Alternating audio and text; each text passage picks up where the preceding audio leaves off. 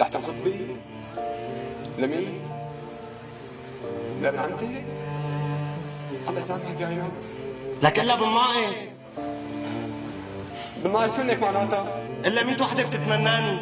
في 100 وحده بتتمنى حمدي. لك الك بتتمناني الي؟ يا خاينه يا خاينه يا خاينه. انا تعبت من الحزن واحتاج لحظة ارتاح، يا صاحبي راح الفرح لما حبيبي راح. انا تعبت من الحزن واحتاج لحظة ارتاح، يا صاحبي راح الفرح لما حبيبي راح.